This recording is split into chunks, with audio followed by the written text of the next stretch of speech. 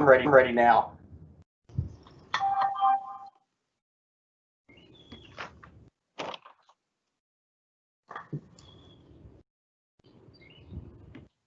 We got hit with the protesters last night, and I'm right on the State House, and the Fifth Third building where I'm at got a lot of glass broken out at the street level.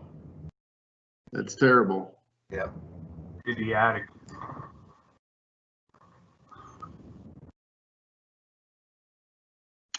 Yeah, well, it started, so whenever you're ready, Carl.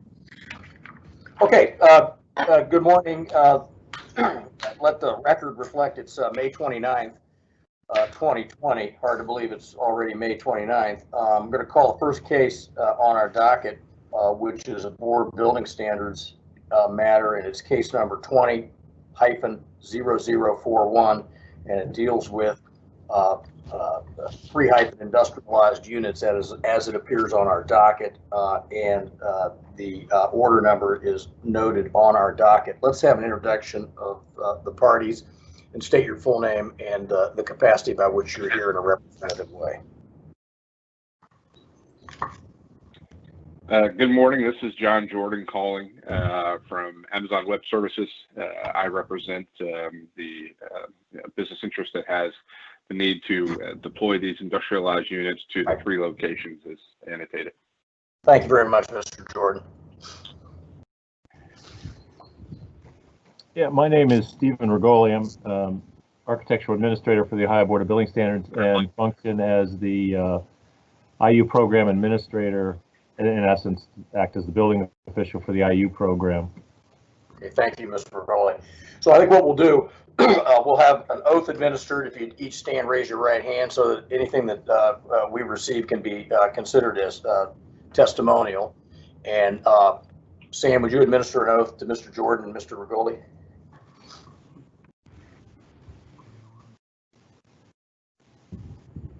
He's muted. You're muted, Sam.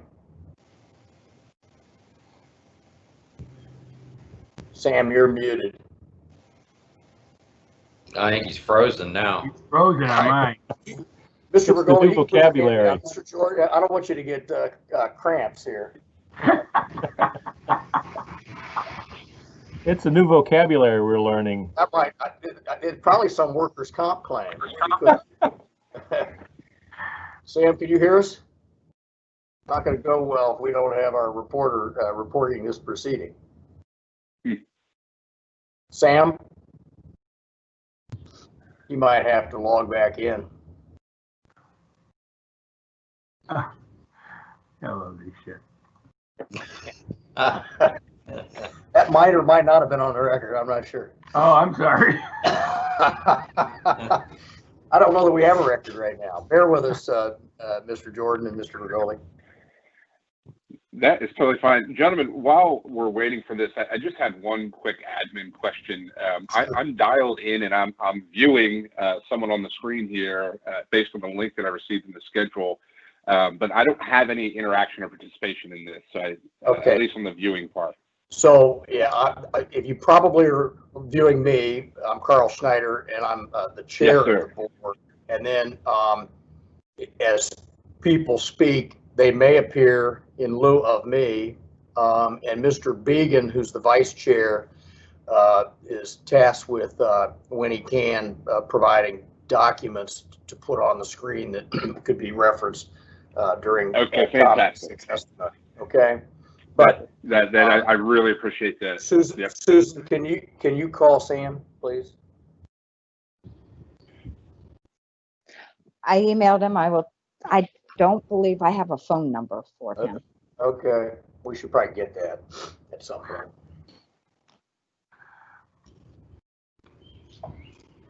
I'd say we'll go off the record for a minute, but I think we are off the record by default. Let me try Armstrong and Oki and see if they can call him. I mean, I see him, but he doesn't look like there's too much consternation setting in. He doesn't look too frustrated. So I'm just wondering. Try again. Sam?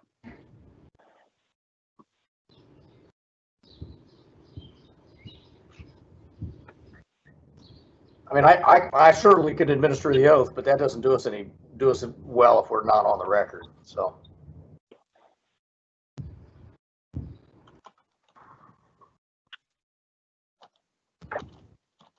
Hey, Susan, let's make sure we get Sam's cell phone. Oh, he's calling somebody.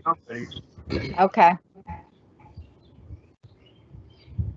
That might be him. Sam? Hello, are you able to hear me now? Yes. All right. Looks like my team's locked up. So I am getting you through the computer right now, but I'm going to reboot. So let's just go off the record for a minute. That's fine. Okay.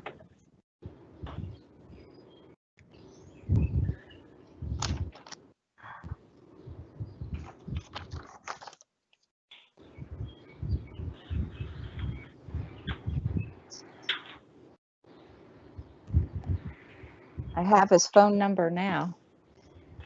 Okay, good.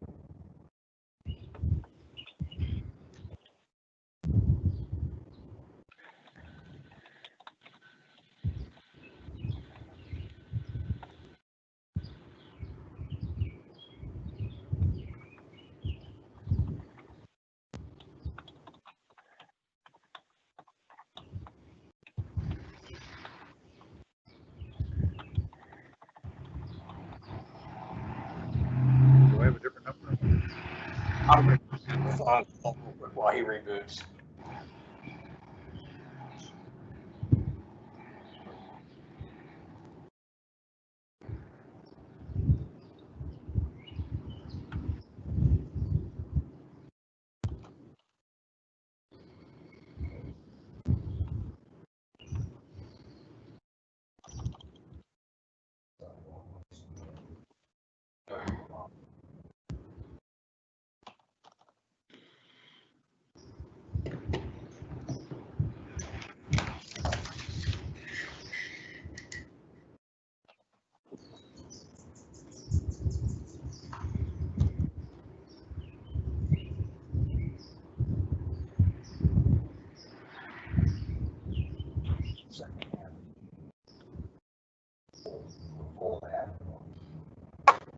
Okay.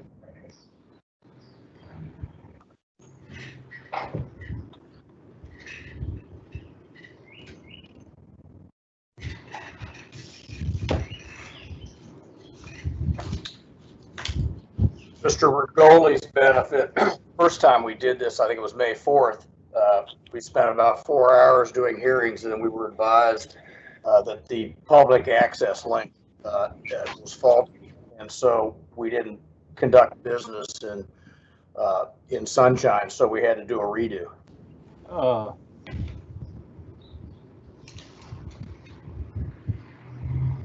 That's one of the reasons I wanted to make sure I was on, learn how from the experts how you conduct your board meetings, because this afternoon at 1 we're going to have our first full audio video Board of Billing Standards meeting.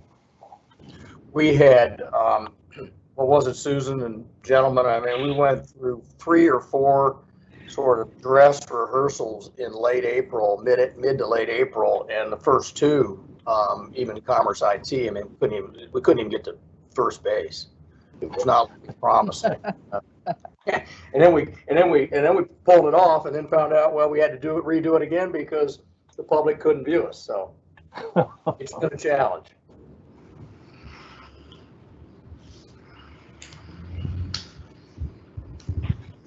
Well, this has been a learning experience for all of us, even the work from home part of it. But actually, after about I think week 12 next week, it's been actually working pretty well.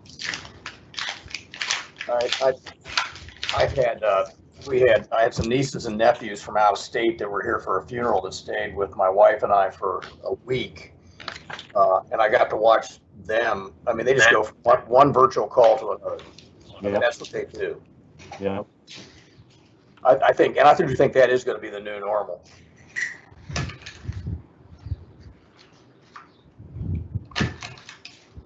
The Justice Department uses this thing called WebEx for security reasons, and I had a client that was being interviewed by the Justice Department. It was terrible. I mean, you couldn't, people's lips were moving. I mean, you couldn't, it was a terrible application. Now, we did use WebEx we did a 3-part participant sponsored training. And now in that world, the people that attend aren't participating, they're listening. It was a presentation, a seminar. Turned out, with just a week's notice, we had about 900 people on the training. Wow. From Montana, Texas, North Carolina, all over the surrounding states and Ohio. So in the right venue, it has a really amazing reach. But I've seen some studies that have said that this kind of communication is a little more difficult because we're so used to the perceiving body positions and that unspoken part of communications that is really difficult in this type of environment. So the stress levels are a little higher, and they say if you at the end of the day you can actually be more tired by doing all the virtual conferencing because you can't pick up on all those cues that you normally do. So you're working harder to watch faces and expressions, and the pauses that happen in the technology is perceived as negatives, and you're trying to sort those out. Is that person really negative, or is that just the system? And it just brings a whole new dimension that I never understood before. Yeah, I sent an article to our law firm practice group, must have been yesterday or the day before, talking about the nuances for lawyers that aren't in the same room with their client, while in fact they're being deposed or interviewed, and not being able to see that language or be able to say, time out, let's step outside, I want to talk to you, and having to do back channel communications, and it's not nearly as effective. Yeah, it's not negative. That's just the way that Neil is. So don't worry about it. So I don't even see Sam on the screen, or is he the 607 number, Susan? No, he's not here yet. I'm 6530. That's Trying to log in back into the software, and apparently it's having some problems.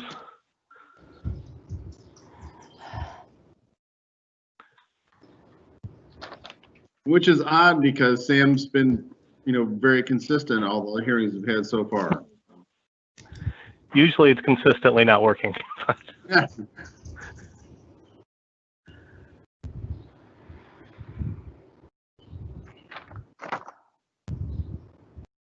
Well, other than being interactive in terms of viewing, are you able to record the meeting?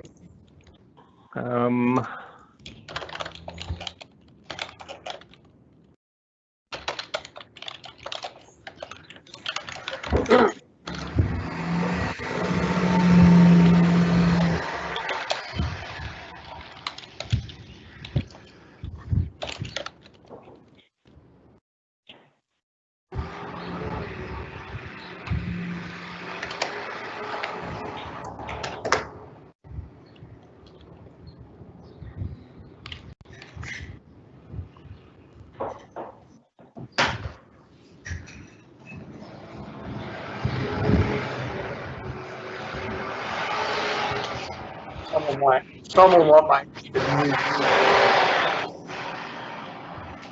Whoever's got background noise might need to mute.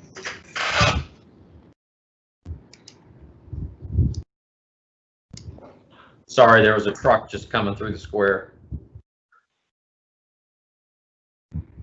There's rioters in Galena. Yeah. At the what the flats? Mud flats, yeah. Yeah, mud flats.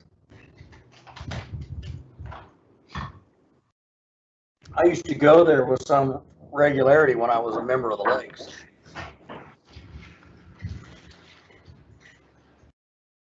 It's got a new owner. It's pretty good. And there's the diner. It's It's pretty They good still also. they still play music occasionally? Oh, yeah.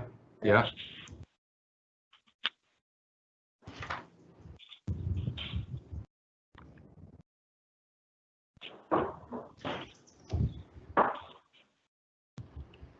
All right.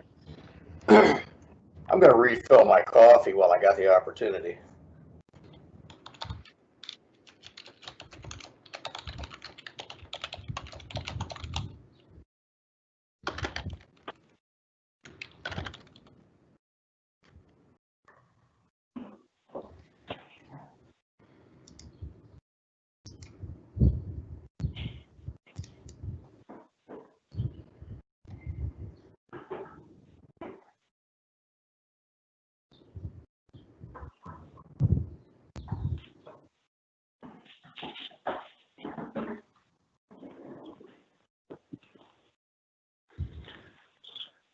Okay, I'm able to get into the public feed now.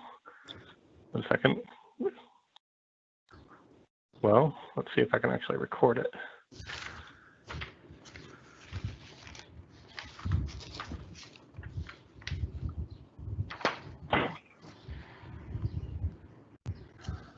Sam, Yes. you're aware we have the recording after the fact. Would that help you in any way? That I kind of treat that as a backup. Mhm.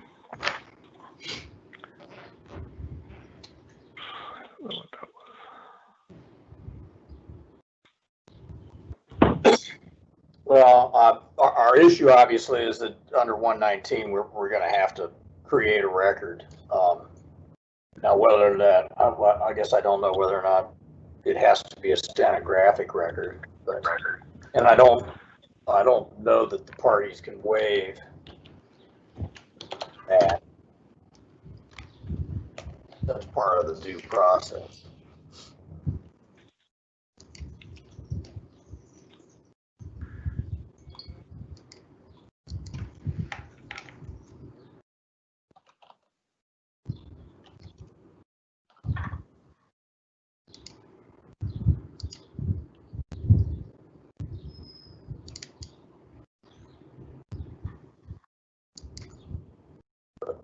Sam, so when you're recording on MS Teams, are you doing it the same way you do it in a live hearing? Is that Yeah, it's what pretty much the same.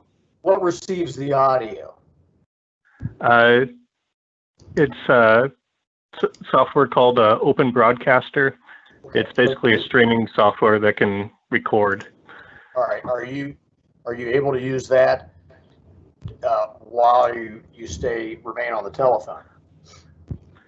Yes, and looks like I got it working now. All right.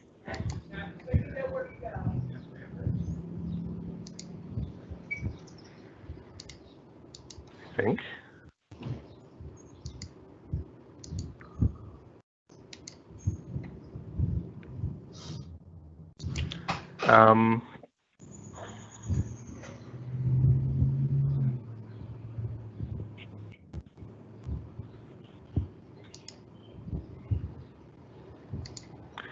Okay, yeah, this is working. I'm ready to get started again. Okay, are you live with us through MS, or are you on the phone and going to record? I'm on the phone and I'm going to record the public stream. Okay, all right, and as long as you're capable of doing that, Mr. Jordan, Mr. Rigoli, are you comfortable that the meeting will be recorded that way? Yes. Yes. Okay, let's go back. All right, we'll go back on the record because I don't think we ever were on the record. So we're going to call a case that was set for 8:30 on our docket. I called the case previously, but there was a difficulty with the stenographic record. So we're going to recall it. It's case number 20-0041, and it deals with industrialized units that are for consideration here today. This is a Board of Building Standards matter, and the board's order number is noted on our docket. We'll go through the perfunctory process of having the Mr. Jordan go ahead and enter your appearance again, state your full name, spell your last name, and the capacity by which you're here. We'll do the same thing with Mr. Rigoli, and I'll have an oath administered by Sam. Okay, my name is John Jordan, representing Amazon Web Services as the lead technical program manager for the program in reference, which is for modular data storage containers. Thank you. Mr. Rigoli? I'm sorry, Mr. Rigoli, you're on mute still. Yeah, you're muted. Okay. Thank you, Mr. Began. My name is Stephen Rigoli, R-E-G-O-L-I. I'm with the Ohio Board of Building Standards, Architect Administrator, and function as the Industrialized Unit Program Administrator. So in this case, I generally act as the building official for the units in question. Okay, if each of you would stand, raise your right hand. Sam, would you administer an oath? Do you swear or affirm to tell the truth, the whole truth, and nothing but the truth? I do. Okay. Mr. Jordan, I assume we'll begin with you. You have the floor. Thank you very much. First, I just want to offer my appreciation, not just to Mr. Rigoli, but his entire office. We've been working with them now for a number of months through a new to us process. Obviously, we have operated in the Ohio area for a number of years now, but this is the first time that we've attempted to deploy these modular data storage containers in Ohio.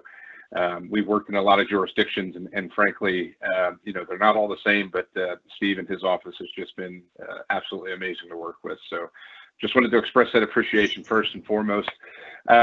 We have worked through with the IUP office on a number of issues to work into compliance the actual data storage containers that we're planning to deploy. And what remains is essentially a egress or corridor passage width issue of concern of 24 inches on each side of the equipment. I had sent in a PDF document which gives a couple of design drawings, which I think would be helpful to walk through just to kind of establish an understanding of what exactly we're dealing with here.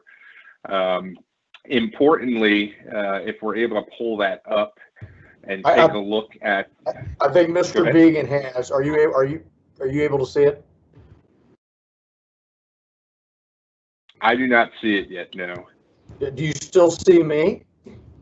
I see you. Correct. There we go. Wonderful. Okay. Good. Thank you for that. Fantastic.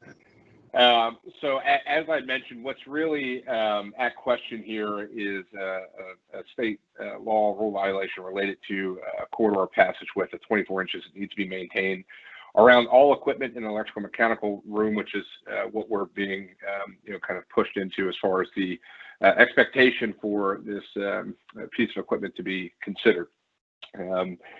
We kind of feel fairly strongly that first and foremost, a couple of things are kind of right up front and important to that. First, that the modular data storage containers are, probably much more akin to equipment, and we've worked through that with the Industrialized Unit Program and with Steve and others. And I think we have an understanding that, we're kind of trying to adhere to the standards of the Industrialized Unit Program as if this was an occupied space. But at the same time, recognizing that once these units are operational, the frequency of access is very infrequent, and it's for inspection and maintenance purposes only of the equipment that's inside. We kind of average, where we've seen these deployed, access occurring no more than roughly once a quarter for an inspection to occur, and even maintenance on a lesser basis than that. But again, what really is in question, if you can drop down to the second page there, move down to slide 2.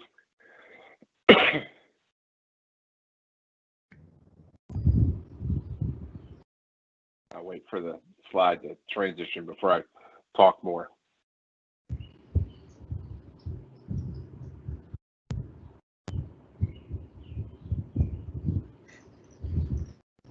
Are we able to transition there to the second slide? I don't know if it's just a delay on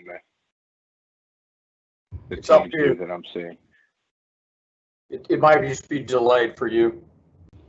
Okay. So you're looking there on slide 2. What we're actually representing here is just kind of a representational view of, importantly, what we consider to be a hot air plenum area in the IT server rack community. You know, just like your regular computers, on one side you have an intake, on the other side you have an output, and that's your hot and cold aisle areas. And what we're really focused on is a corner-to-corner distance concern from the rack that's all the way in the front of this view here, and some panel work that's actually pushed up against the wall there that we'll kind of deep dive here in a second. The importance of highlighting that this is more of a hot air plenum area is, again, just from a frequency of access perspective.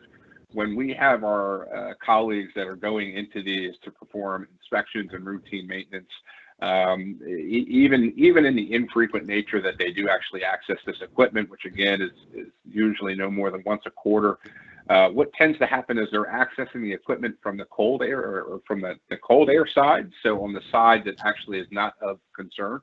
And really that hot air plenum side is just the output side. So if they're going in to perform maintenance, again, you know, on the certainly much more frequent basis, the maintenance is going to be occurring on the opposite side of where we see the concern being listed here. If you could roll to the next slide, please, slide 3. And what we're doing is just kind of getting a little bit more in detail on the actual concern itself.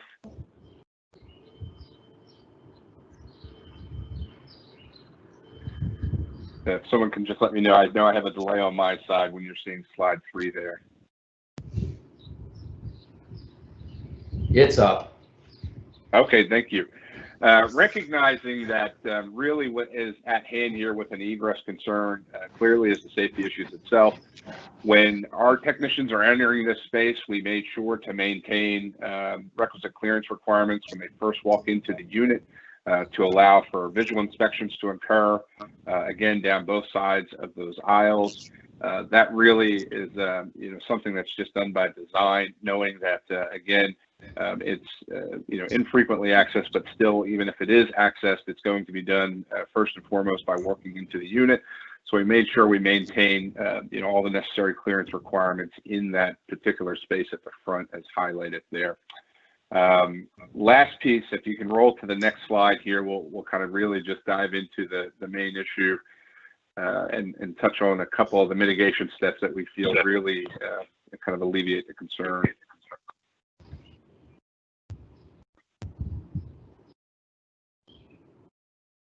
And just let me know when you have it up on your side.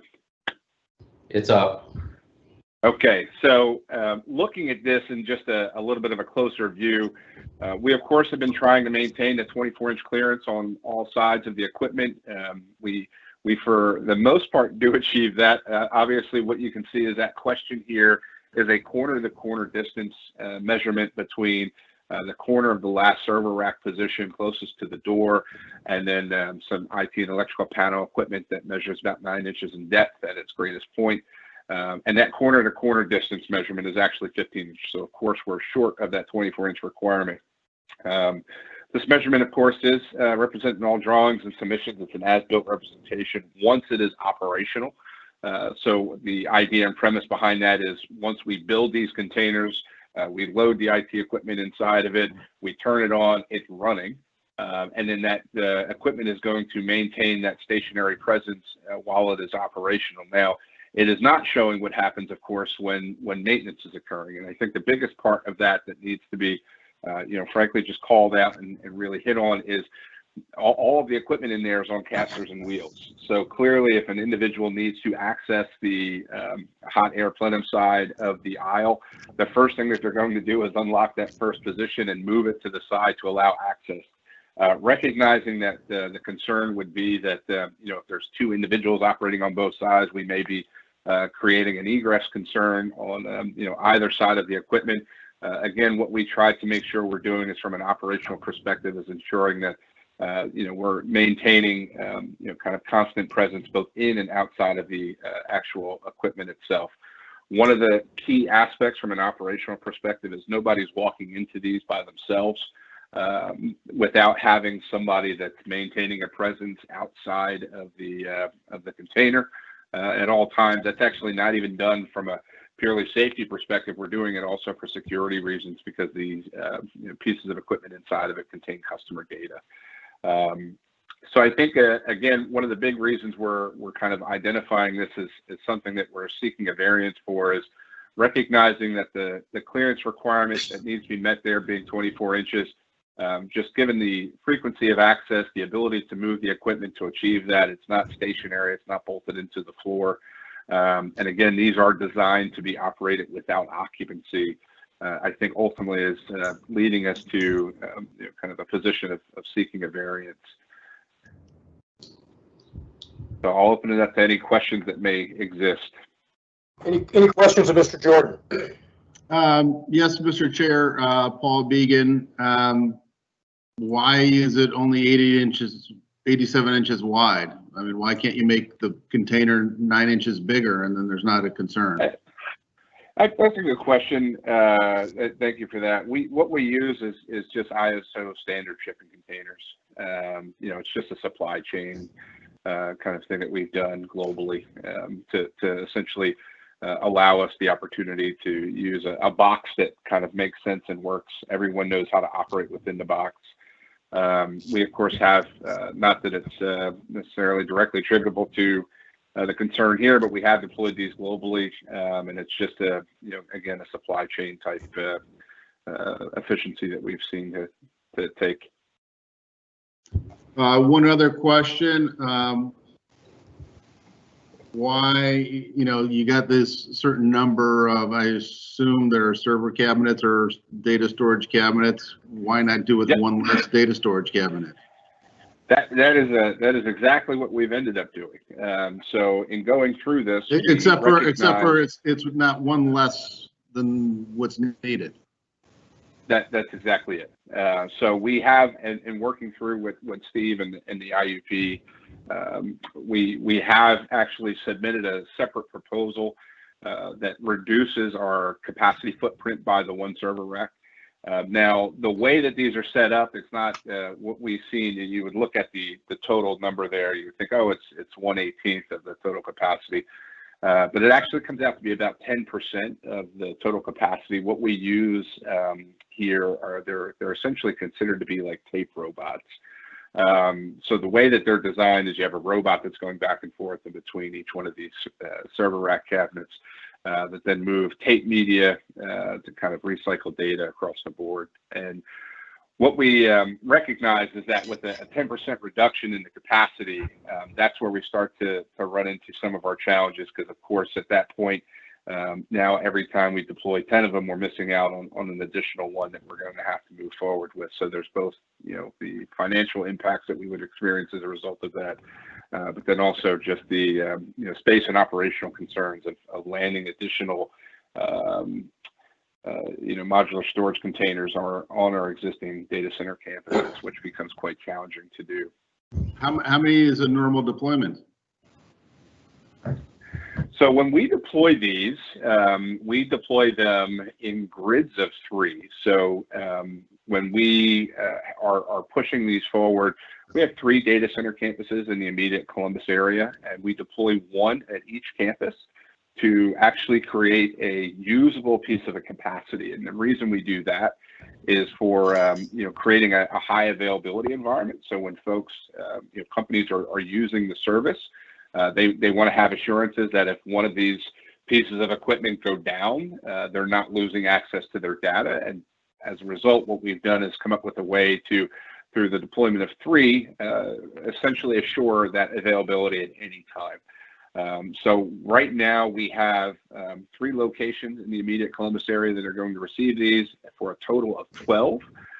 So right from the door, if we reduce our capacity by 10%, we're obviously missing out on a little more than one of these full pieces of equipment's capacity just for this current deployment cycle. But again, let me ask the question, but it sounds like you need one and you're giving everyone an extra two for the extra backup. So is that capacity actually being utilized when you actually have that much extra capacity for backup? Yeah, no, it is. The way that it actually gets pushed out is it's a process called data sharding. So what happens is we store 33 1/3% of a piece of data on each one of these units. And then what we do is we have the ability to pull everything together should one go down. So it isn't that we need one and then the other two are just kind of serving as backups. It's without three, there is no backup, is essentially how it would work. And without having a backup, clearly it creates a business operational concern that, certainly most organizations would not be comfortable knowing that if they hit save on a particular file of interest, it's not technically saved because we have a potential for that to not be accessible at any given point in time. Okay. Any other questions of Mr. Jordan? Yeah, I do. This is Brad Smith. So these are basically data centers within these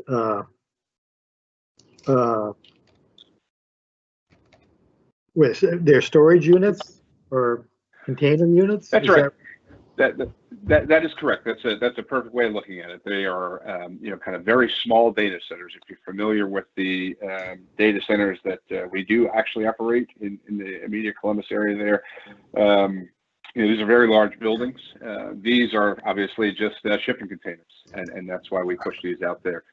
The reason we have to deploy these instead of, say, putting that equipment inside of our existing data halls themselves is the hardware that goes inside of these have very different environmental requirements than what we see for the other hardware that's in our traditional data centers. You just bring these in on a truck and set them down next to a building and plug them in? Is that? That's it. That's it. Yep. We manufacture them. Obviously, Silent Air is our manufacturing partner. They get the containers in. Even for this one, we worked with the IUP office there to make sure that we had containers that they have recognized as approved containers from a structural integrity standpoint. So we made sure that we use those containers from the start. Silent Air manufactures those with the requisite cutouts and things that need to happen to ensure that we meet the basis of design. They get thrown on the back of a truck. We bring them into the location, and they're basically landed on concrete pads outside of our data center and connect them into our data center. Okay, what's next to the data center?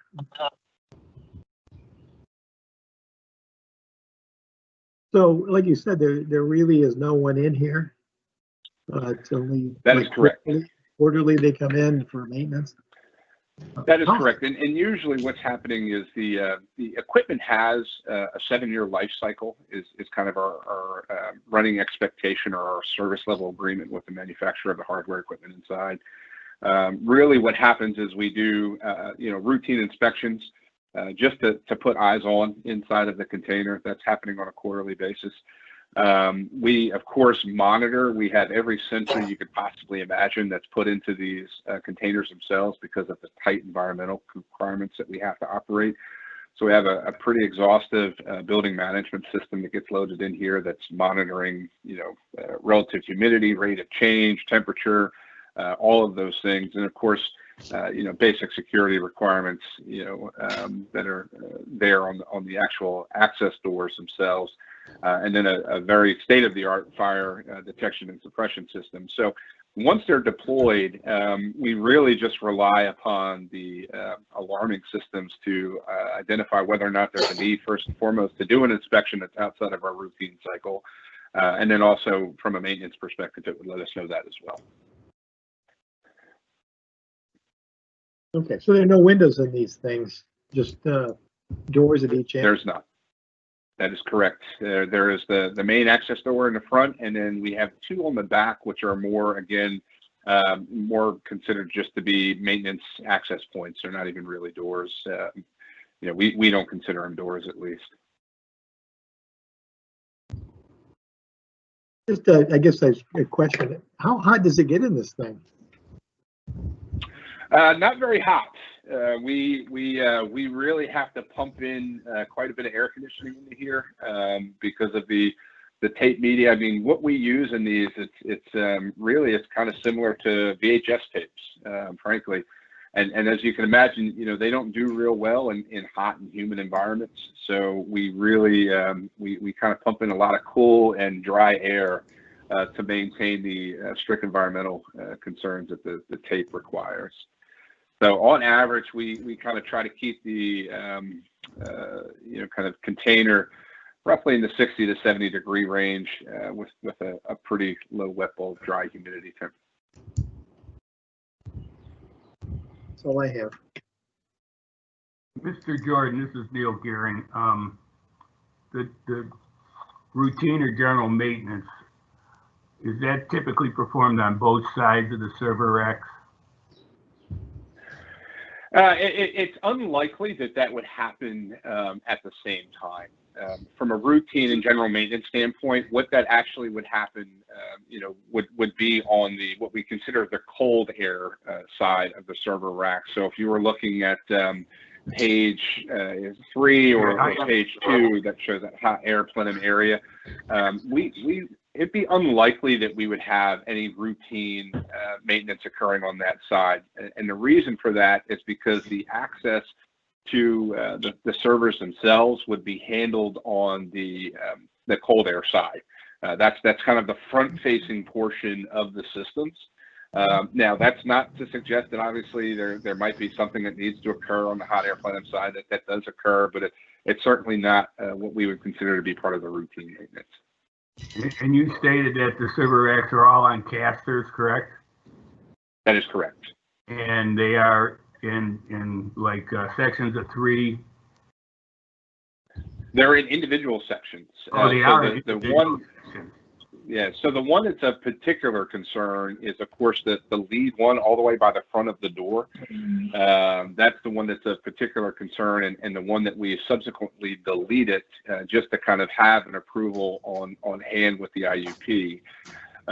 That one is certainly an individual unit. It can be moved, you know, quite a bit of distance without having to be disconnected. I think that's you know, another point of reference is, you know, of course, anything can be moved if you take it all apart. These actually have the ability to be moved, you know, from side to side to either wall in that container without disconnecting from the unit. So that, I think, is also a point of you know, interest.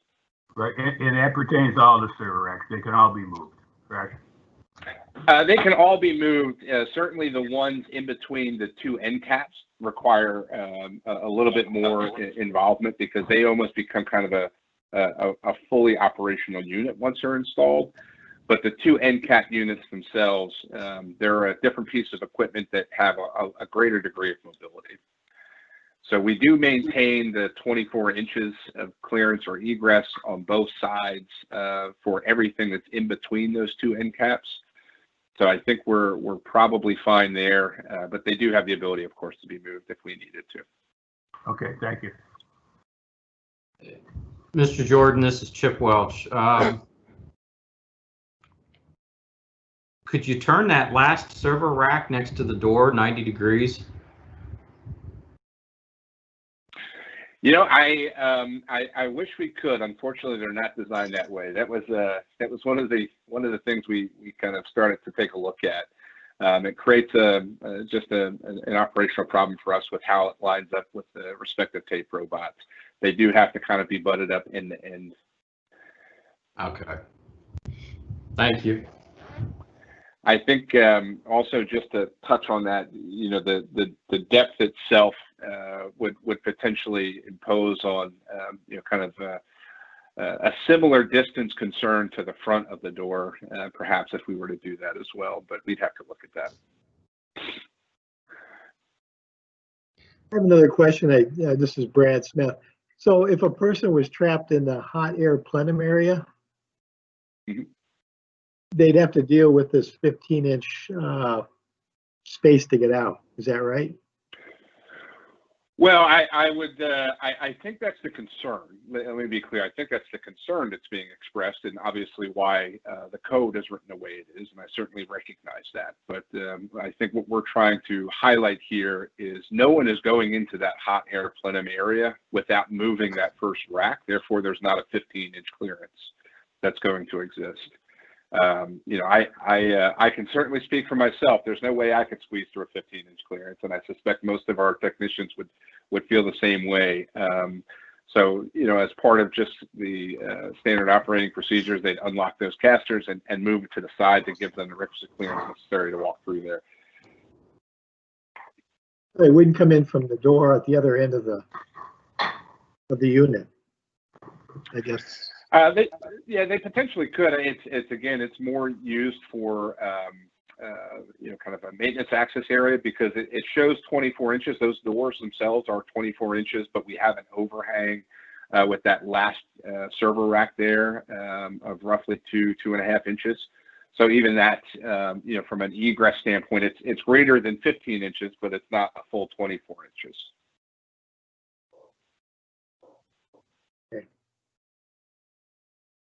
That's all I have. Okay, let's hear from Mr. Regoli. Thank you, Mr. Chairman. First, I'd like to say that Mr. Jordan and Amazon Web Services and Silent Air, Igloo, and their engineers have been really good to work with. They actually have a unit that has been approved. It has only 17 racks in it, so they already have that approved. But because of the reduction in redundancy as a backup system, they wanted to proceed with the appeal, and we support the appeal. They're being conservative on the 15 inches.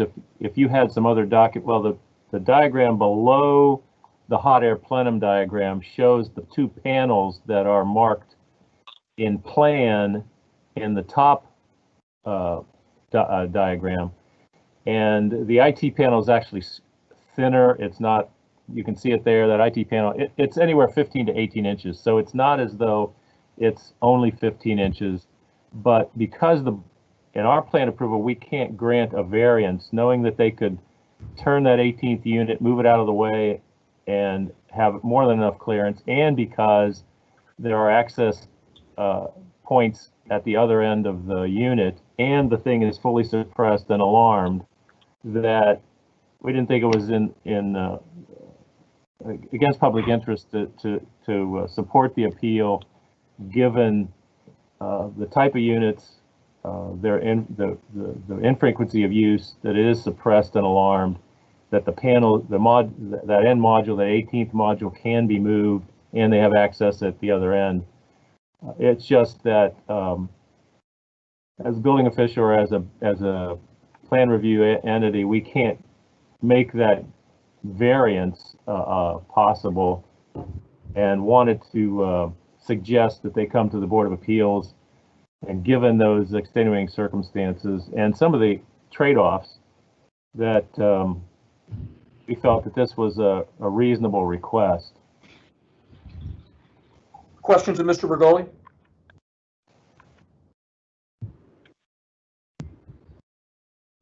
Hearing none. Thoughts or comments at this point in time? Mr. By the Chair. way, real quickly, I just want to make sure. Hey, Sam, are you around? Yes, I am. Okay, good. Thank you. I'm sorry, Neil. Mr. Chair, I have no problem with the variance. I don't know if signage is needed, indicating that the first server should be moved upon entrance, something to that effect. Let's hear what the others think. Yeah, Mr. Chair, this is Chip. I'd support the variance. I'm indifferent on the signage because the racks are on casters. I could see the point that it wouldn't hurt.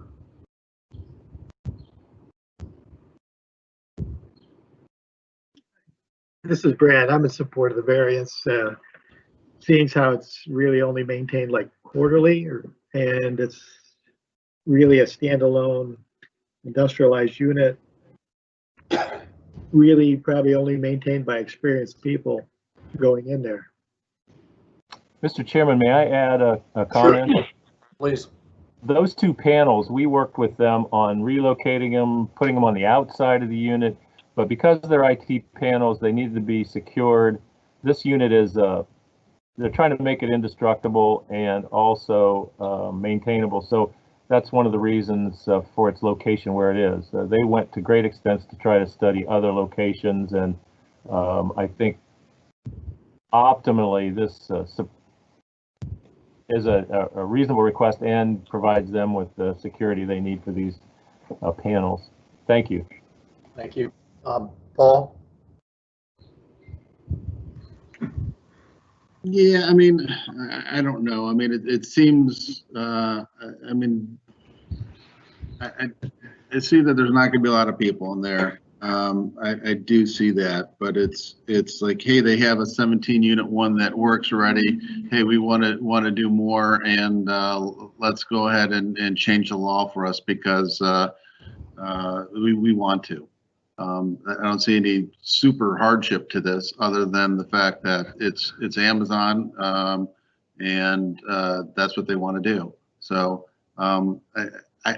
to me, the hardship issue of it is what hard for me to get beyond. But you know, that being said, you know, I don't see it being a big life safety issue. It's really the hardship, right? Part of our role as a board is to kind of weigh life safety versus commerce. Right, we're in the Department of Commerce, but for good reason, and that's the reason part that I have a hard time with, Mr. Chair. Okay, I'd support the variance. Well, let's discuss though the condition sign. You'll propose that Chip's indifferent. I'm not sure I know where Brad.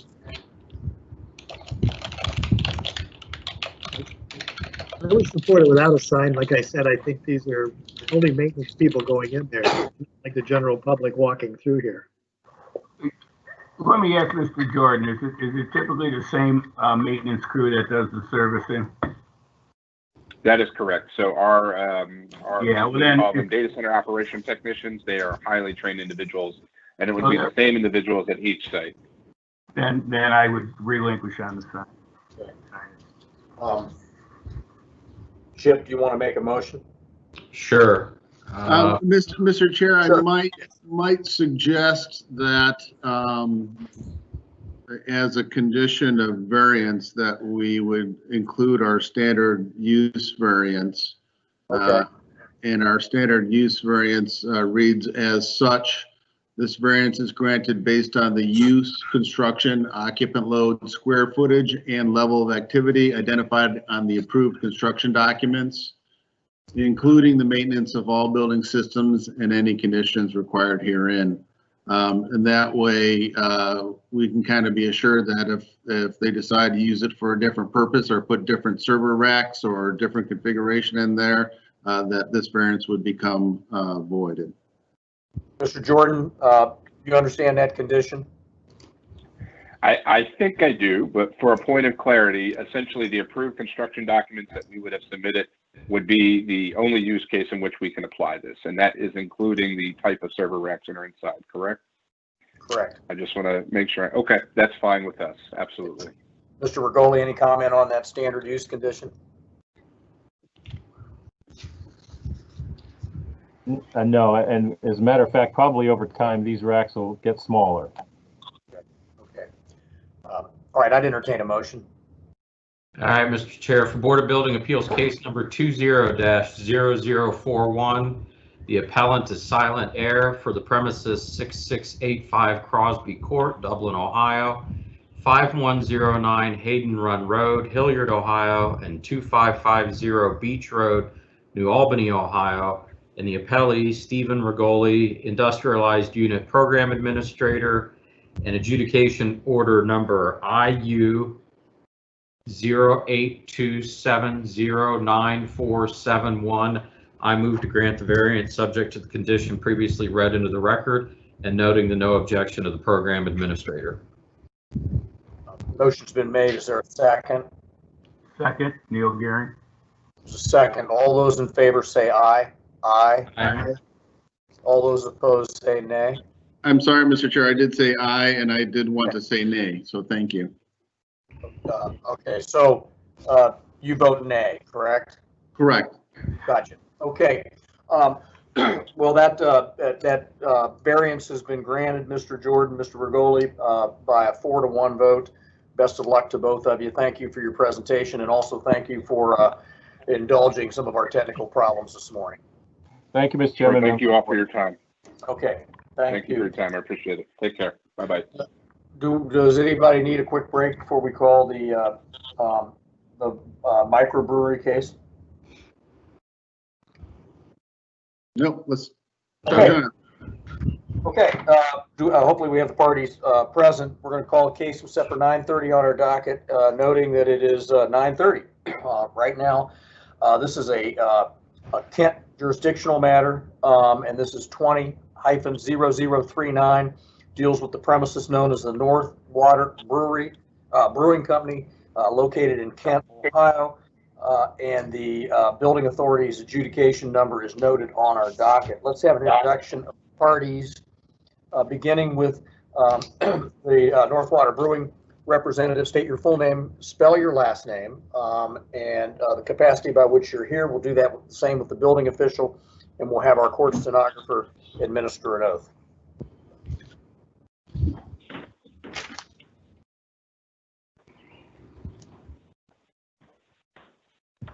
Is there anybody here from North Water Brewing?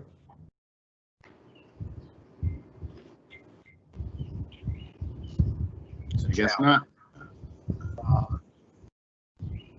For our list, we were supposed to have Mr. Hoxley, right? And then someone from North Water, and Scott Flynn. Is Mr. Nitschke here? Yes, I am. Mr. Corcoran. Okay. Have you heard from the appellant at all in recent days? Yes, I thought he was on.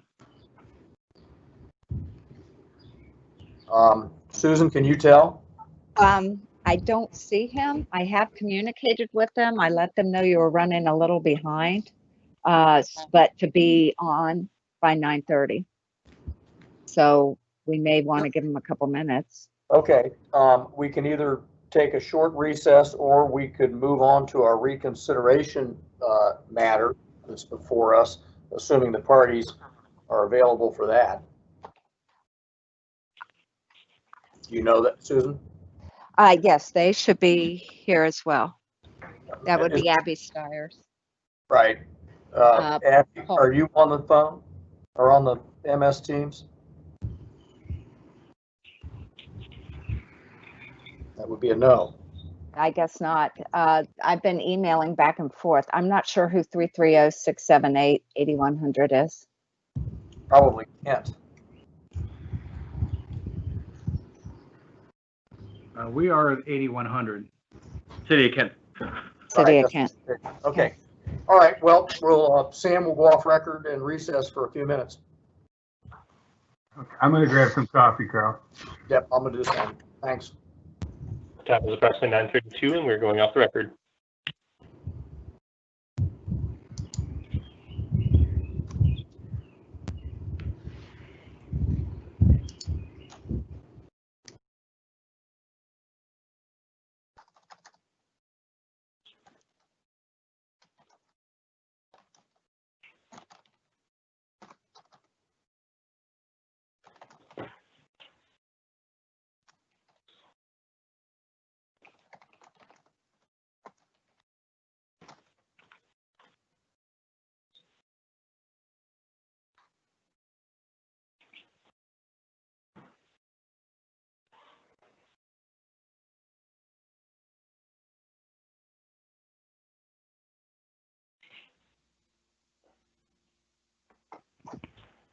Hello, this is Attorney Scott Flynn.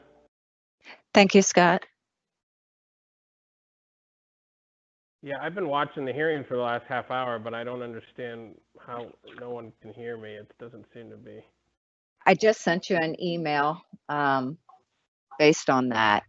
So you've just called in, correct? Oh, yeah, I just called in. I just got your email. Yeah, I know. Are you?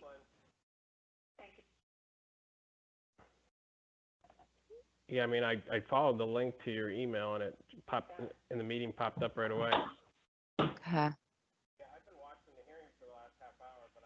My guess, Susan, is that they somehow got logged in as an attendee and not as a presenter to that link if they were able to see it.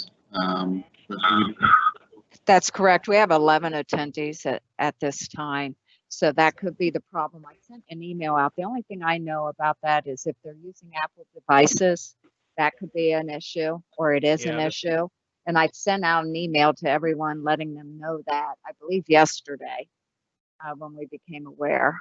Yeah, this isn't an email, but I just got another email from Don Sheldall. He said he can hear everything too, but nobody can hear him. Maybe if we tell everybody to call in. Yeah, I'm not sure what they're using. Their invite, they do get invited as a presenter, so they should be able to connect. We'll just have to look into it. Here comes I'm sorry, there's someone else that's being admitted.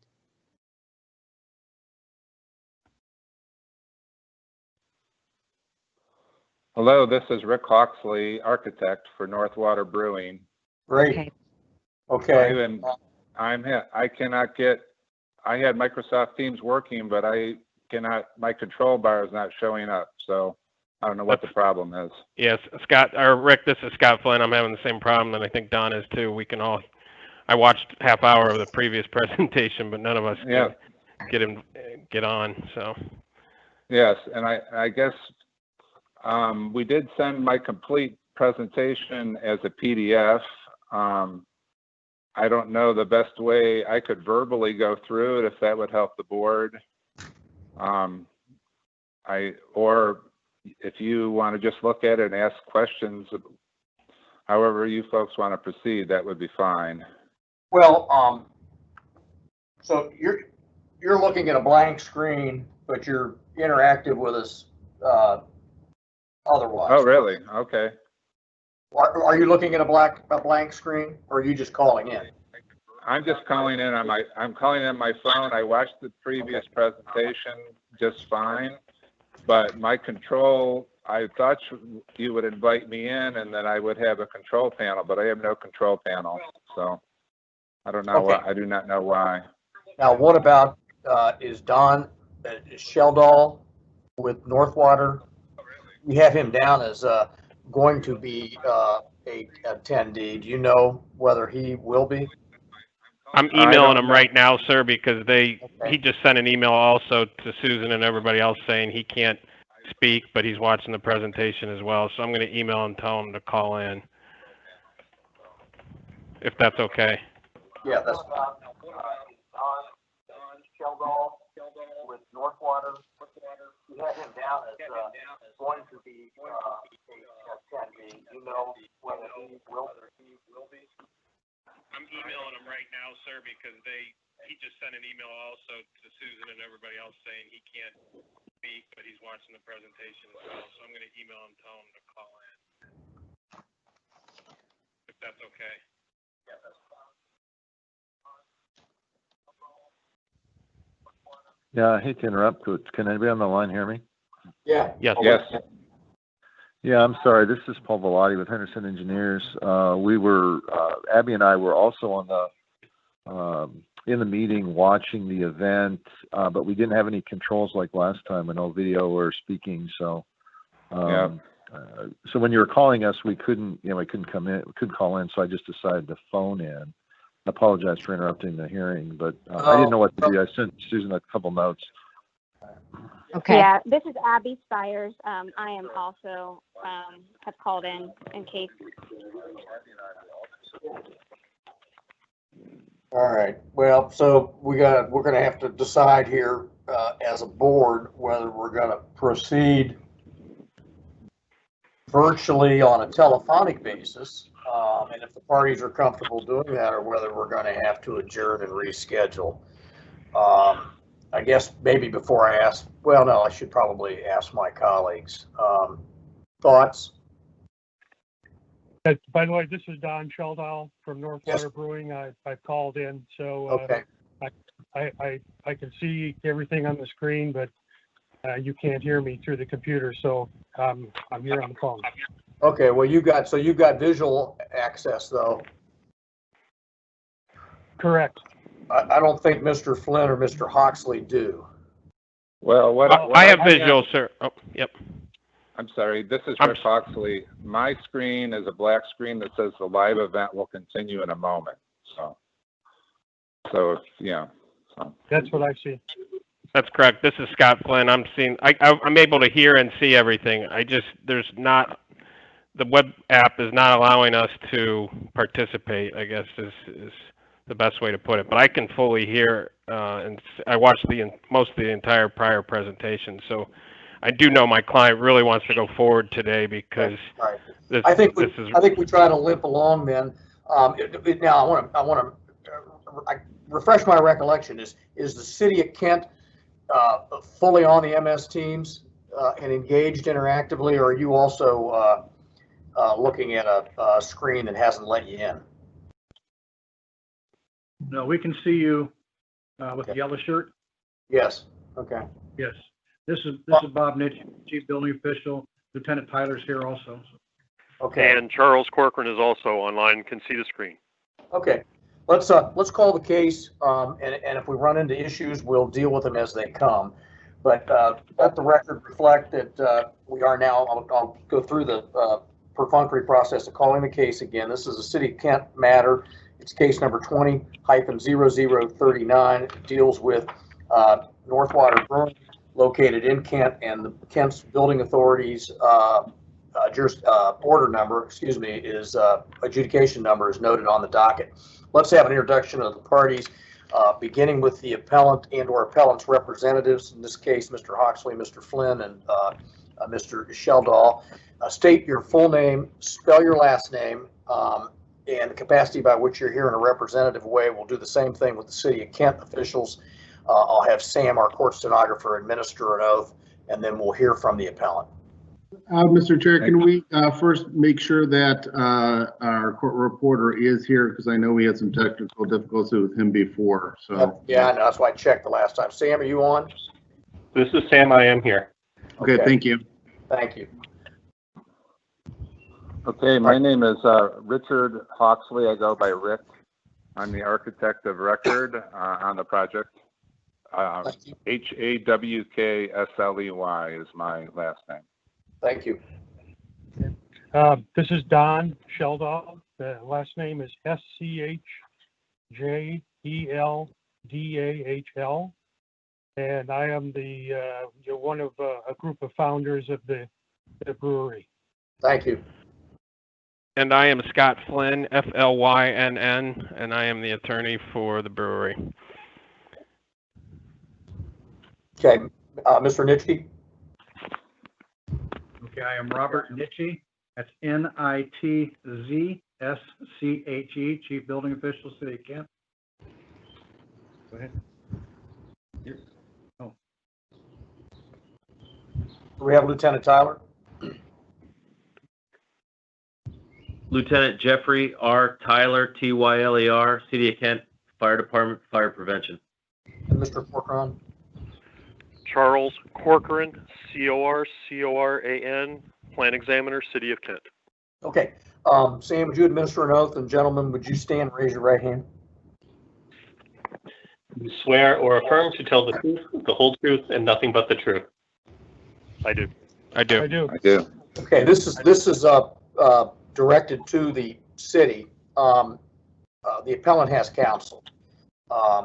Obviously, the city would have the ability to have the city attorney or maybe the county prosecutor's office as its counsel present here today. Mr. Flynn, I'm not sure how he's going to present, but Mr. Flynn would have the opportunity to cross-examine the City of Kent officials. That would not be reciprocal by the city with respect to the appellant, because the city doesn't have a lawyer and it would be unauthorized practice of law. Mr. Nishi, are you comfortable proceeding without counsel? Yes, I am. Okay. All right, Mr. Flynn, you have the floor.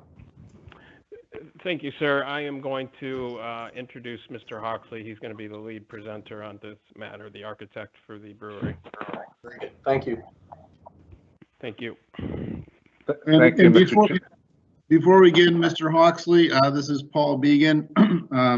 I do have the ability to put drawings up for the presentation. And a question to you, and only because a lot of this has to do with property lines. I couldn't find any drawing that actually has the property lines on it. Is there a drawing that I can put up for that? I did in my presentation provide a small site plan that was more graphic. It's on page, let's see, 1, 2, 3, 4 of page 4 of my PDF. It shows right on a project site plan, and it has a dark line, and you actually can see that the brewery building actually goes over the property line of the railroad tracks of the railroad. Okay, that's fine. I can put your presentation up if that's the one that's in there. So let me go ahead and do that. And I'll start with the first slide, and then you can tell me when you want me to advance. Okay, sounds great. They can't. Can you see that? They can't. They will be able to after the delay. Oh, okay. Well, I'm not sure they're in. I think they're just participating by phone with a live meeting hasn't started for them yet. Isn't that still correct, Mr. Flynn? Yeah, my screen still says the live event will continue in a moment. I'm able to see people now. So. Okay. Okay. Well, then I guess maybe Paul might want to just you want to? Yeah, I mean that's fine. We are on the first page of your presentation, Mr. Hawksley. So just know we're on the first page. And when you tell me you want to go to the next page, I can go ahead and do that. Okay, sounds good. This is Don Shelda. I see the presentation. Okay, very good. Okay. City of Kent sees it as well. Okay. The first page is just a summary of what our rationale is. The section of the building code is noted based on the plans examiner's review. He believes that it is indeed a property line and that we need to turn that wall into a firewall, which I'll talk about briefly in a little while. Our basic rationale is that the character and viability of the project would be significantly compromised by having to comply with the full letter of the law. But we also believe that the building as it is a very safe building, and that it will not diminish the safety of first responders or the neighborhood if we proceed as we're requesting. That's page 1. Page 2 is the overview. The building is a masonry exterior with pilasters, and it has site-built main framing trusses, approximately 12.5 feet apart with purlins that span it. So it's a wood roof. It's a 4,780 square foot building total. What we're proposing is a tap room, a microbrewery and tap room for up to 99 persons. I also give a summary of what the renovation costs as well as additional costs. Almost at the very end of this presentation, I have those documents for you from schedule of values from the contractor as well as their estimate of what these modifications would cost. The next page, it's entitled The Project Environment.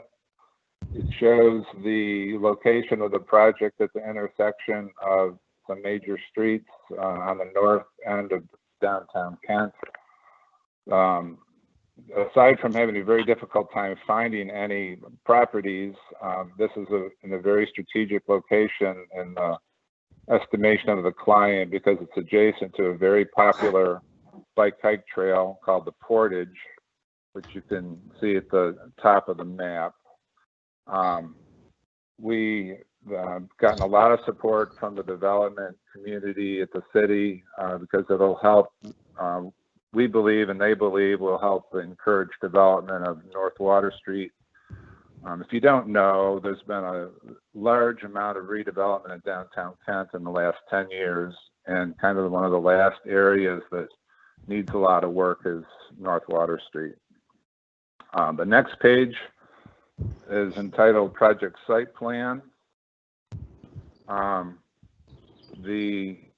main issue that we're talking about today is this west wall, which I show the bottom right-hand corner, kind of an overview of where you see the building related to the bike hike trail as well as the railroad tracks. The dark line on this drawing, as you can see, essentially the property line and the building are contingent and based on our survey, and I do want to caveat that the surveys in this area are not the best. But our surveyor shows that this building actually encroaches on the railroad property.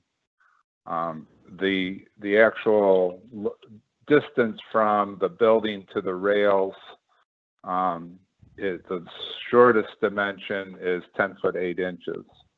I do want to make a note that I was involved in the early 90s in the development of this rail trail, and this rail trail is very close to these actual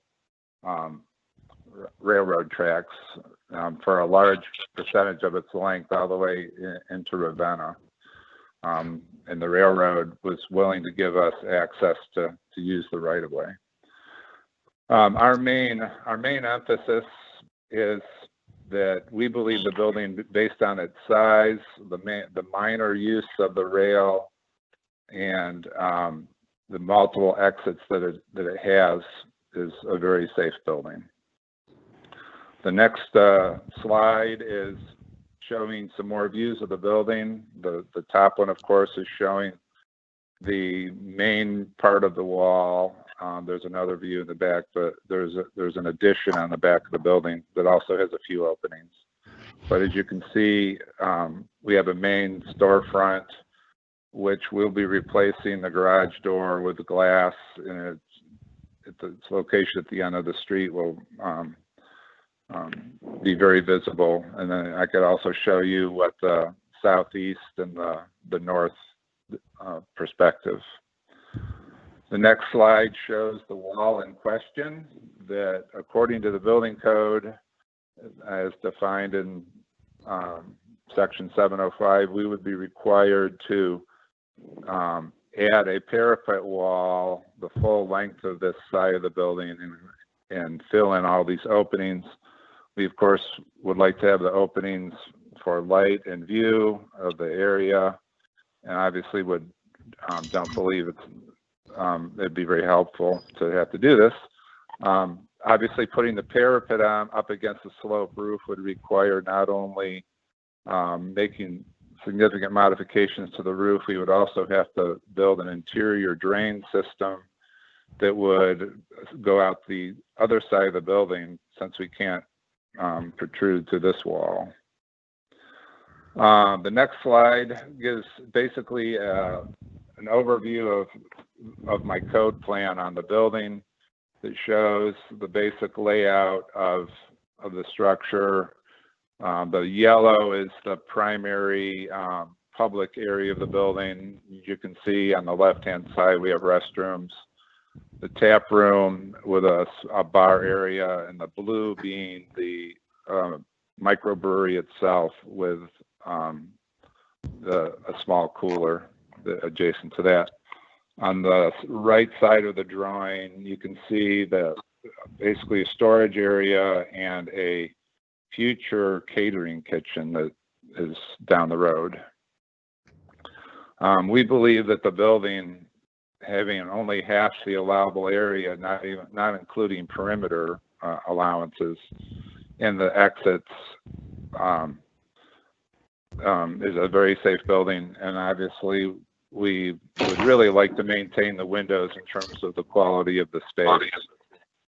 As I think we mentioned before too, the maintaining the windows actually has a fire prevention benefit or a fire suppression benefit in the sense that it would allow firefighters to have access to that side of the building as well in a more complete way. All right, the next slide that says compliance requirements. I've got to try to do a screenshot of my, I did start to work on actually creating compliance drawings that would show the parapets we would have to build and the modifications to the roof. This drawing does not at this point show anything to do with the drainage, but that would have to be handled as well. The next slide says interior views. That just basically shows you the condition the last time I was in there a couple of weeks ago. That shows the concrete floor has been taken out. We did get permission to do some demolition, and kind of the general space that we're renovating. The next slide is what I call our appeal rationale, on the top showing kind of the neighborhood situation relative to this railroad.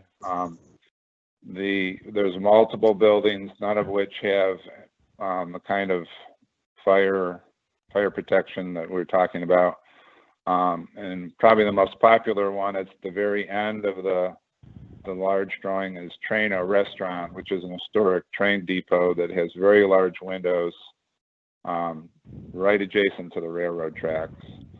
Our big thinking about this is that this is a feeder spur that is a class 3, which basically means that the trains go down these tracks about 10 miles an hour, and there's very few trains at this end of the spur. One a week is pretty unusual even, but that's about what they are. And I think I said before that we think that maintaining the openings is actually improves the fire safety of the building in some respect, and we think that the cost is a difficult pill to swallow based on the overall cost of the project. And I think the next slide actually shows you the schedule of values for the building. And like I said, it does not include the actual brewing equipment, bar equipment, that sort of thing. And it does not include the site work or soft costs. The next slide is kind of the overview from the project that what we're trying to do. I briefly mentioned just in terms of the economic value of the project, and this shows the mission and the values of North Water Brewing, and they asked me to include that slide as part of our presentation. So anyway, the general conclusion is that we believe that the grant of this variance will not decrease the safety for the community, the patrons of the building, the ownership, the neighbors, and everyone else. Okay, so I think that's it. Thank you. Okay, I just got Mr. Shadell is able to view, so I assume he can confirm that Mr. Began walked us through each of the slides that Mr. Hawksley referred to. Correct, Mr. Shadell? Yes, yeah, Rick did a good job of representing the case. Okay. Mr. Flynn, anything further at this point in time?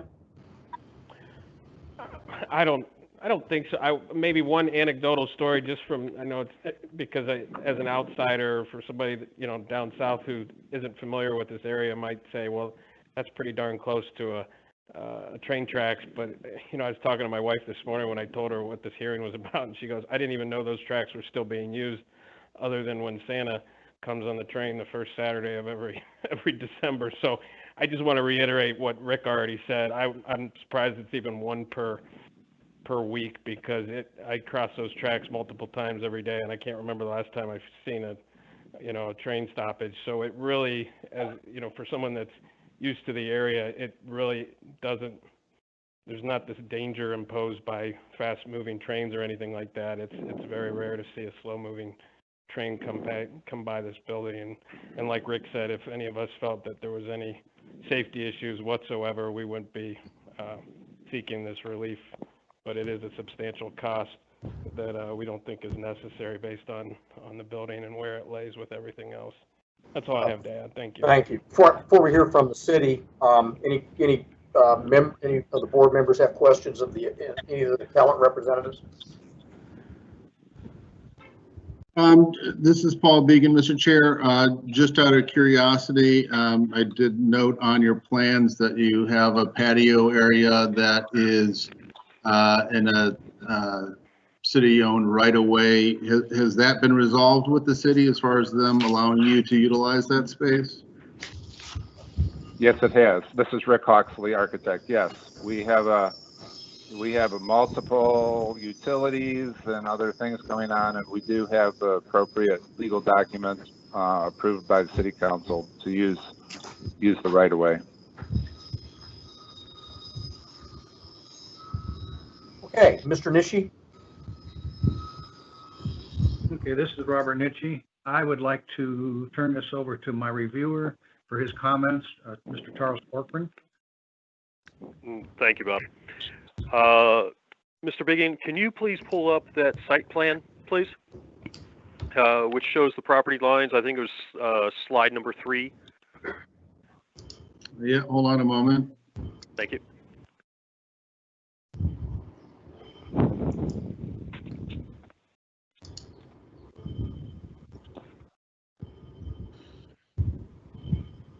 Okay.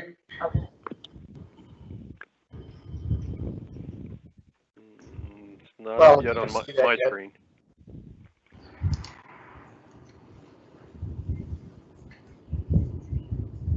When Mr. Hawksley submitted the drawings, we sat down, reviewed everything, and one of the initial comments that came back was, again, this building being close to the property line. And because it is a change of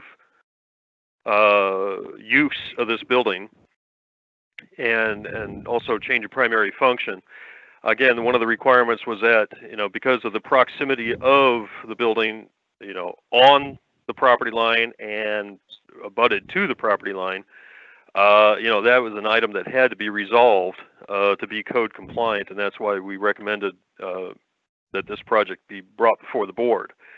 Again, this rail line is very, very, very minimally used, and it was built to support the railroad. Again, Kent was a major railroad hub back in the turn of the century, 1900s and so on. And the really active tracks are the ones that are down by the river and away from this. So, initially, this building, when it was built, many, many, many, many years ago, and things have changed and so on. And again, this was built to support functions coming off the rail cars and so on. And those type of buildings usually, were crept close to the tracks and probably over lines and so on. And this is something that, just like I said, needs to be addressed because of the change of use and so on. And, I think Mr. Nietzsche and I have talked about this, is there a gas pain? Is there an issue, a life safety issue with this? We don't see this at the time. And I will let Lieutenant Tyler also voice his opinion, through the fire department side. And literally the fire department is almost, this thing is like dead square between two fire stations, and I think access is very within a couple minutes at most.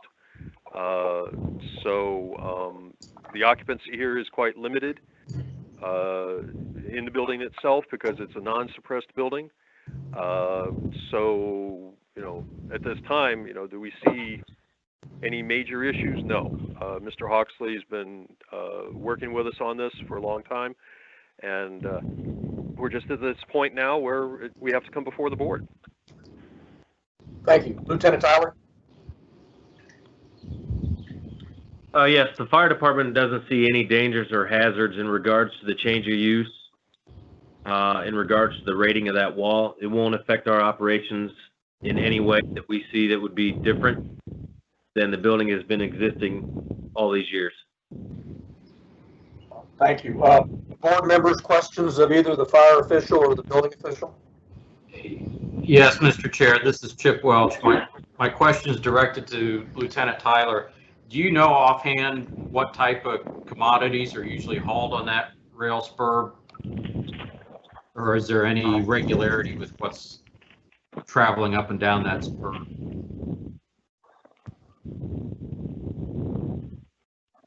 I believe just gravel now. I don't believe there's anything else on there that we had the mill close. No, I think it's mostly just gravel. Yeah, I believe it's just gravel, but okay. I'm not 100%. So it's not like it's servicing a chemical plant or a refinery or where they're hauling flammables or combustible cargo up and down that rail line. Not that I'm aware of. Okay. Thank you. Mr. Flynn, you'd have the opportunity to cross-examine Mr. Corcoran and/or Lieutenant Tyler if you chose to. I will not do that. They seem to be in support of this, so I'm not going to say anything. Didn't think so. Didn't think so. Okay. Any other questions of either of any of the parties, and/or what are the thoughts and sentiments of the members of the board? I have a question. This is Brad Smith. I mean, from what I understand, the main purpose of making this a firewall, since it's on the property line, would be because there's no setback from the property line, and so you'd be concerned about the adjacent property. I guess it's a question to the building official. In other words, the railroad property, protecting it from the building. Is that not the other way around? Am I right? I would say yes to that. I guess I'm asking Charles or Robert that. So, this is Robert. I'd say yes. So if the railroad would sell their property or something and wanted to build there, that would become an issue, that this building not only encroached, but was right on the property line, and if there was a fire, the adjacent property would be at risk, which would be the railroad property. Is that right? You are correct. Okay. I guess the odds of the railroad selling that is probably pretty slight. I don't think they've sold an inch in 100 years. It's not a buildable lot either. I mean, no. Right. I get. Maybe this is not our issue, that the fact that they encroach. I'm looking at your site plan. It looks like they encroach on the railroad property. Yeah, I'm looking at the right. And maybe that's a legal matter and not a building matter. I'm not sure, but.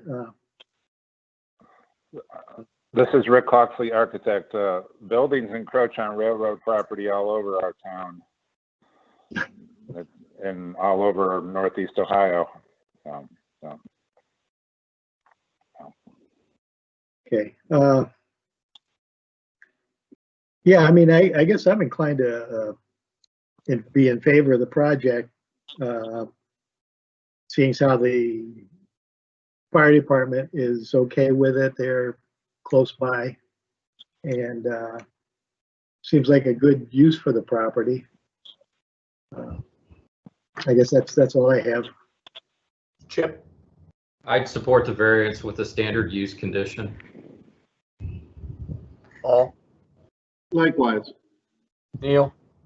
I would support it too. I think it's a great use for the property. I'm in favor as well. Paul, do you want to read the condition? Yes, Mr. Chair, this variance is conditioned, is granted based on the use, construction, occupant load, square footage, and level of activity identified on the approved construction documents, including the maintenance of all building systems and any conditions required herein. Okay, I'll bypass Mr. Flynn on this. Mr. Hoxley, is that standard use condition acceptable?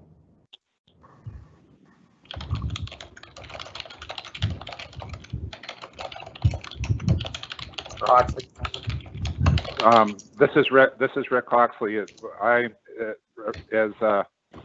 agent for the owner, I believe those conditions are acceptable, and I can explain them in more detail to the owners.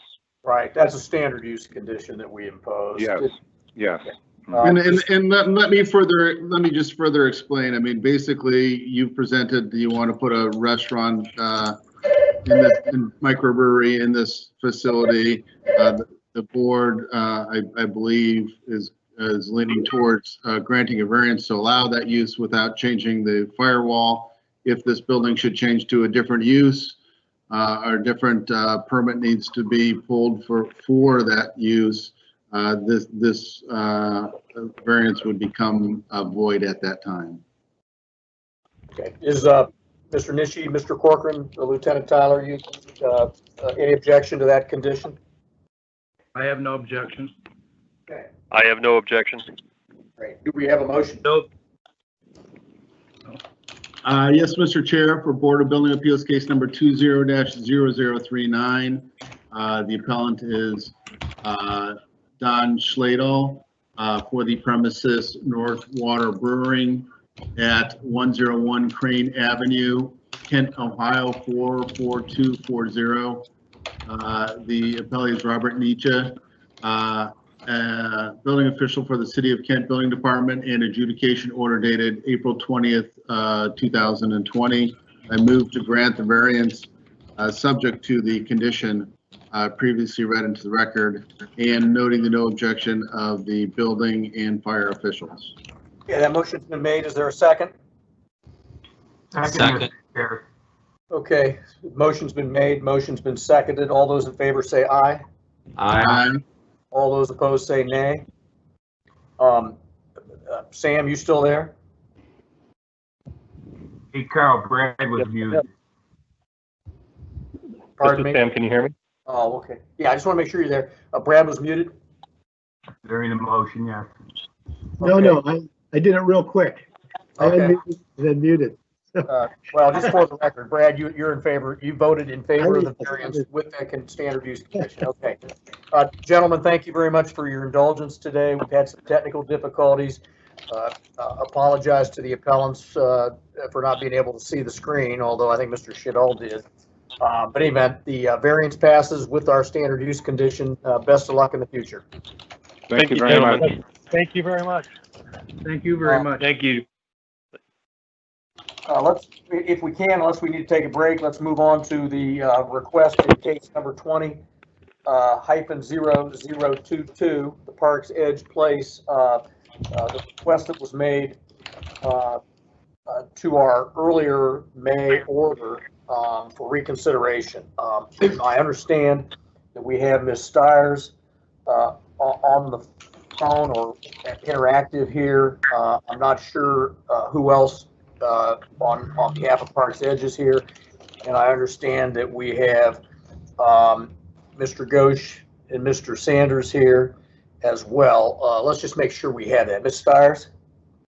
Yes, I am here, and I Okay. just texted Chief Scott Sanders to join the call. Okay, all right. And Mr. Ghosh? Yes, Mr. Chair, I'm here. Okay. All right, well. Mr. Chairman? Yes. I apologize for interrupting. This is Paul Velotti with Henderson Engineers, and I'm also present to speak on behalf of the Nationwide. Okay, very good. Well, I guess Mr. Chair, before we go on, I think we need to make clear, and because maybe I'm not clear as well too, that what's before us on our agenda is to consider the request for the consideration, but not actually do the reconsideration. Is that correct? That is correct. I was going to explain that. So just for that's why I'm going to make sure who was on the phone. What's in front of us is a request to reconsider our order that arose from the hearing we had on May 5th. And my understanding is that there was a question, or the request to reconsider is premised on item 2 of the order, and that order was dated, it's our May 5th hearing, and the order is dated May 13th. And the item 2, at least based on our order, was a condition that an alternate fire alarm system shall be installed and maintained, comprising heat and/or flame detectors throughout the roof structure, audible/visual devices throughout the entire garage structure, and pull stations at all identified means of egress, and by email dated May 14th from Ms. Stiers to Susan, our executive board secretary. There was a communication, and Susan replied, and in the end of that communication indicated that it would be treated as a request by this board to reconsider. And I'm not, as Paul just said, I'm not really sure beyond that what is in front of us. So let me, before I ask to hear from Ms. Stiers or Mr. Bellotti or Mr. Ghosh, let's hear the sentiments of the board. Mr. Chair, this is Paul Began. I mean, I think I would be open to considering the request, maybe a brief explanation for the request by the appellant. I mean, maybe Mr. Ghosh. And again, I know once we actually get to the reconsideration, we'll have to do this again.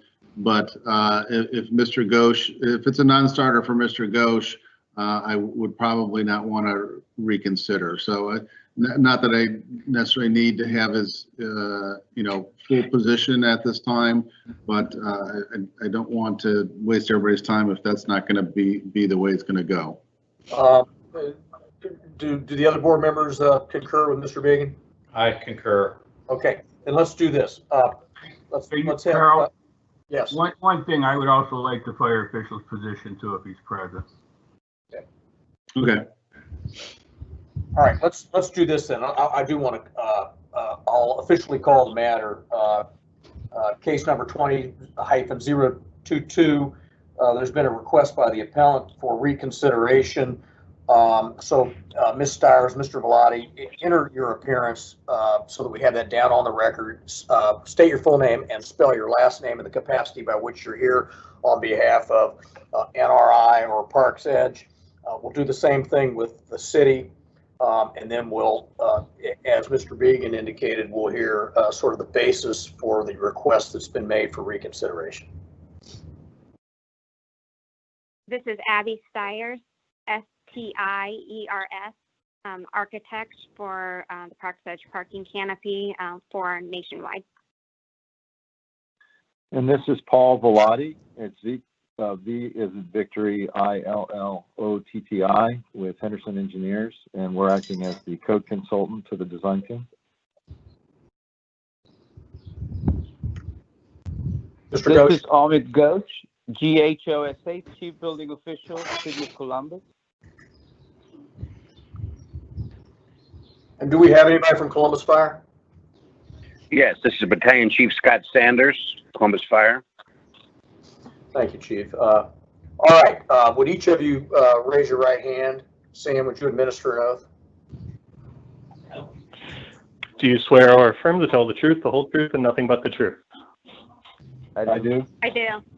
Okay, Ms. Stiers or Mr. Velati, you want to give us, some insight here as to the genesis of the request to reconsider? Yeah, Abby, Abby, if you don't mind, can I respond to that? Yes, please do. Thank you, Mr. Chairman. After our last hearing, the option that we had presented to the board was based on some information that we had from our sprinkler contractor about the ability to provide a automatic dry pipe sprinkler system underneath the canopy. After some further investigation and some further design revisions, the design team would prefer to use a automatic dry pipe sprinkler system in lieu of the option that we had presented to the board before. And this really is just based on some additional information that was not available to us at the time based on some information that we had from our sprinkler designer. Any questions of Mr. Velati at this point? So, one question, Mr. Velati, does that, if this were in the plan submission phase, then would this require a variance in the first place? The answer is yes. We still would be proposing to provide a non-required sprinkler system in lieu of 1 hour rating of the structure above the garage. Okay.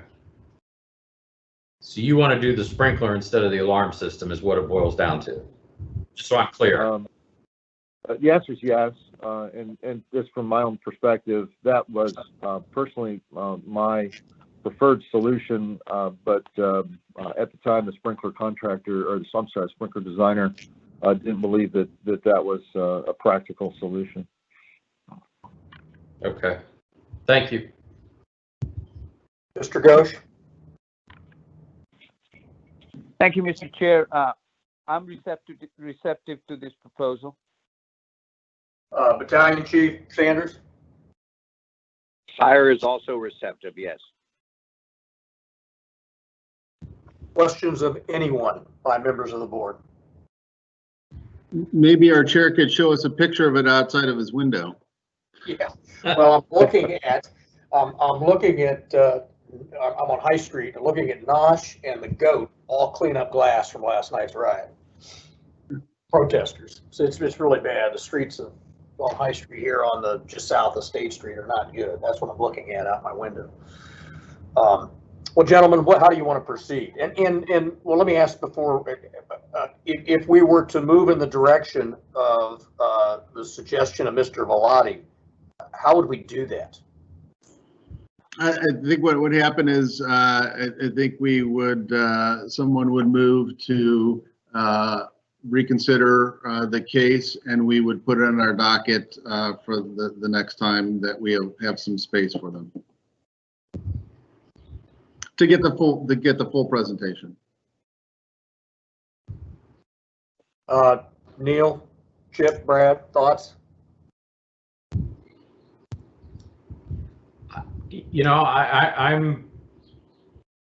First, I agree we have to advance it onto our docket and approve the reconsideration, but if this can be done in a short amount of time and the parties want to waive notice, I'm okay with doing it right now. If my colleagues don't agree, then I'd support putting it on the docket for later.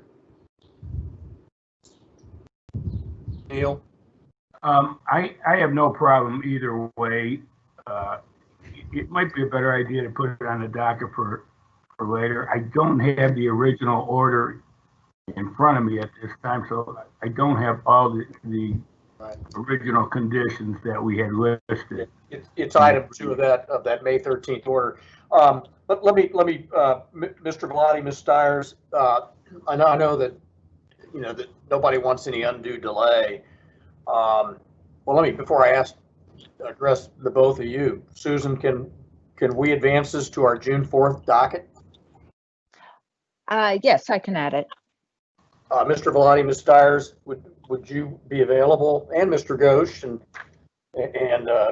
Chief Sanders, would you be available June 4th? Yes, Mr. Chair. This is Ahmet. Scott Sanders, yes, I would be available. Paul Bellotti would be available. And so would I, Ms. Stires. Okay, and well, I'll have to get you at that point in time to waive the 7 days against notice, inside 7 days. All right, so I think what we need to do is there a motion that could be made to accept reconsideration of the case and to place it on our future docket? I guess that would be the motion. Does anybody want to make that motion? So moved, Mr. Chair. Chip Welch. Okay, there's been a motion to reconsider this matter and to put it on our docket. Is there a second? Second. And there's a second. All those in favor say aye. Aye. All those opposed say nay. Okay, so the request to reconsider is going to occur, and we'll do everything we can to place this on our docket for June 4th. Susan will get you notice. Obviously, you'll have to waive the time notice of the 7 days, and then we'll be in a position, I think, for you to make a fuller presentation, and we'll see where it goes. Anything further, Mr. Bellotti or Ms. Stires?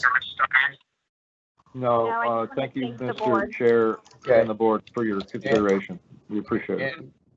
And from the building official or Columbus Fire? Thank you, Mr. Chair. Okay. Very well. Then we'll stand adjourned on that matter and move on to, we approved the minutes. Did we approve them? We already approved the minutes for our last hearings. And we're going to maintain, it looks like we're going to maintain the 27th and the 28th of July as hearing dates for the moment. Is there a motion to approve preparation and compensation for ourselves for yesterday and today's hearings? So moved, Mr. Chair. Is there a second? Second. All those in favor say aye. Aye. All those opposed say nay. All right, we stand to be compensated, assuming no budget crisis, for May 28th and May 29th. Our next meeting will be June 4th. Right now it's teed up to be virtual, and I'm sure it will be, and to start at 8:30. Is there anything else to come in front of the board at this time? Mr. Chair, we Yes. need to act on BBA case number 200035 on the continuance that was submitted. Oh, or request thank you for very much. Yes. I did mention this yesterday, but you're right. The Bud Dairy case, which was set for our docket today, 20-0035, at the request of both, I think the email was really a request of both of the parties indicating they were trying to work some things out. They asked that the matter be continued, and so it has been continued and removed from our docket. And then we had a Goldman hearing originally set on our docket, Miami Township Fire 20-0001, dealing with the property known as the Irvine Wood Recovery located in Loveland, with a citation number noted. That has been continued to sometime in July, which would complete our docket for the day, for today, unless there's any new business. And if there is no new business, is there a motion to adjourn? So moved, Mr. Chair. Is there a second? Second. Okay, all those in favor say aye. Aye. All those opposed say nay. We stand adjourned, subject to June 4th being our next public hearing at 8:30. Sam, did you catch all that? I'm just going to put 2 fingers up from now on. I'll second. All right. Sam? It's there. That's not a good. Shoot. Might be We're a going to need a new date for this meeting. Well, if Sam's not there, we might have to stay on this meeting until June 4th. Right. Sam, I think he popped on. Did we hear you? Can you hear me? Yes. All right. We're good, right? I believe so. Okay. That's resounding. All right. Well, Close enough. it's the old God save the United States thing at this point in time, right? So, all right. Appreciate all your time, and we'll get together on June 4th. We stand Thanks, everyone. Thank Thanks. you, Susan. Have a good Thank you. weekend. Thanks. Gentlemen, Yeah.